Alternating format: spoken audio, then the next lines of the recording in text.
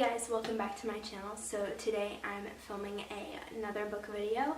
I will link some of my previous book hauls, and I did a what's in my bookcase a couple months ago, and I'll link that as well if you're curious, because reading is one of my favorite hobbies personally.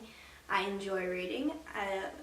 I'm constantly buying new books, and so I thought it would be fun to share some of the books that I've just finished reading. I have about the last 5 or 6 books that I've read, and I kind of wanted to share my thoughts on them and why I picked the book maybe, or things like that, in case you're curious about any of them. This video is a collab with another book lover here on YouTube, Rachel Grace. I'll have her link down below. I don't know who loves reading more, me or her, but we both love books, and she does some videos too on books as well, but I love her channel. She's one of my dearest friends on YouTube. Without further ado, let's just get into this video. Some of these books date like a couple months back, actually.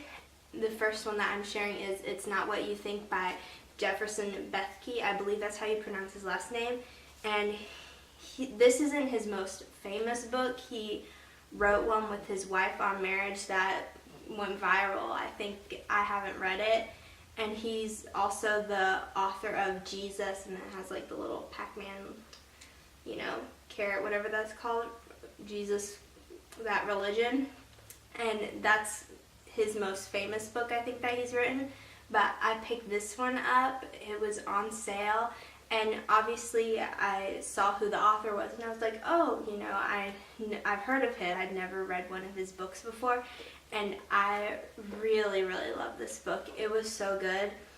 So the book is about why Christianity is so much more than just going to heaven, and it was mind-blowing. Like, some of this stuff, it was so, I don't know if I could put it into words, but he goes into a lot of like history back in the time period and customs and rituals and things like that, and it was really it was so good. But anyways, I highly recommend this book if you ever see it. I went into the store that I picked this up in, and I haven't seen any of them since then, so I'm kind of curious as to why. The next book I have to share with you is Carly Lloyd, When Nobody Was Watching, and she is part of the women's national soccer team, and my family, we love soccer. It's like the sport in our household. We watch other sports and stuff, but my brothers play it.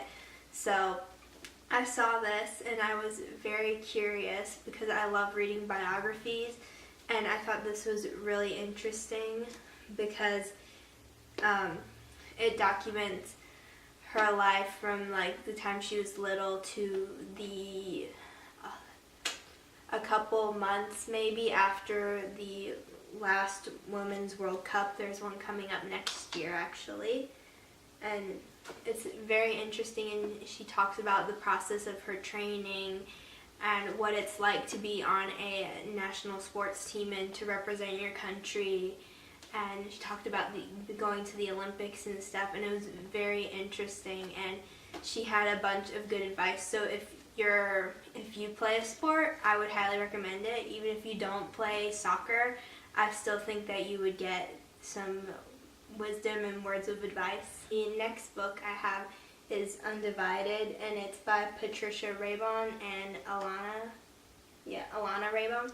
And the mother is Christian and the daughter converted to Islam, and so it's kind of how they repaired their relationships. Their relationship was not really good. They were on speaking terms, but they really never talked about religion and things like that, and it was causing a lot of friction between them. And so I picked it up because I was very curious, and I just thought it was like written, like narrating what happened and stuff, but actually they're almost in the form of like journal entries or letters to each other. So like one of them would start off the chapter and write down, and then the daughter or the mother, whoever didn't write, would kind of counter that, and it was like a discussion back and forth that happened over a period of time, and it was really interesting, and I really liked it. You learn a lot about both of the religions, and you learn about others as well, because they're both very active in their church and in their mosque as well. So it's very interesting, and I highly recommend this book because I learned a lot about Islam and Christianity. I cannot say better things about this book. It's so good. Next up, this book, I don't know if it's in English. I will have a note up here if it is or not, if I can find it. But this is Vivas en su Jardín, and it's by the de Mirabal. And if you don't know who that is, and you probably don't, but anyways, so November 25th is the International Day for the Elimination of Violence Against Women, and one of the reasons, I don't know how many, but one of the reasons that day was created was because of her three sisters, Patria, Minerva, and Maria Teresa. They are Dominican women, and they were brutally murdered by the Trujillo regime. They was the fourth sister, and she was not killed. And so she wrote this book, and it's about her, like, their lives as children, and it's kind of just their whole story, even after her sisters' deaths. You know, their kids and their husbands and all that. It really dives into Dominican history, and it was so good. I loved reading this. It took me a long time though, because I definitely read in English. I read faster in English than I do in Spanish because I wanted to comprehend everything. So it took me a little while to finish this book, but it was so good. And if this is in English, I highly recommend you reading it, especially if you're a history buff, because you'd find this really interesting, because it doesn't talk just about Dominican history.